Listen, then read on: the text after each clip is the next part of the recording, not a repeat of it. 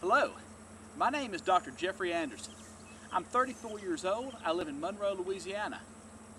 In Monroe, I teach at the University of Louisiana at Monroe. My subject is history. I teach a lot of American, some European history.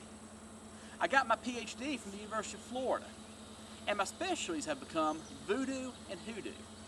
These both deal a great deal with African, Afro-Caribbean, and African-American religion and magic. Today, however, I'm standing at Poverty Point in northeast Louisiana. Poverty Point is an ancient Native American site. It was built back around 1350 BC, so it's over 3,000 years old. This site, the visible remains alone, cover about 500 acres, but archaeologists have determined that the entire city that was here stretched for over 3 miles along a nearby river. You might be asking me, what exactly does this have to do with religion and animals? Well, this mound that you can see behind me, somewhat tree covered, but obviously quite a large mound, is what has to do with animals. Archaeologists and historians refer to this mound as Mound A. Mound A is in the shape of a large flying bird. It's probably meant to represent an eagle or maybe a buzzard. This mound, at its highest point, is about 69 feet tall.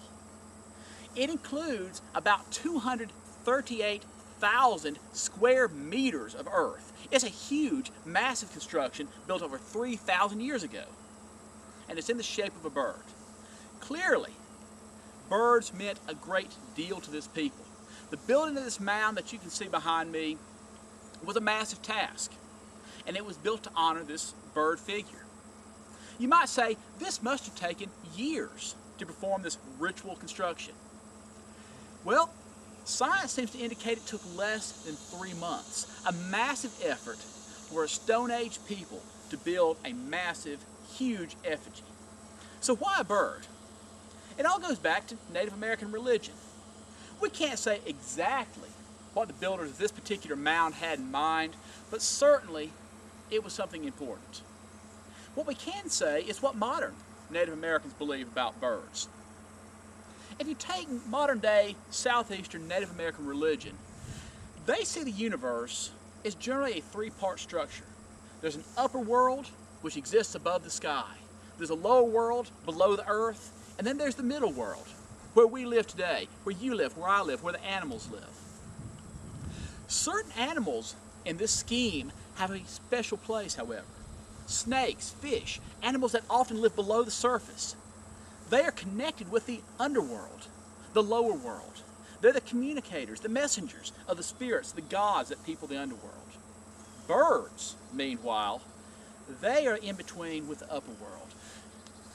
They communicate with the spirits of the upper world, and these spirits of the upper world were the ones that were beneficial to mankind, the ones that helped care for mankind. In fact, across the United States, there are legends of a huge bird that does battle with a monstrous snake on behalf of humankind to protect the world and to shape the world.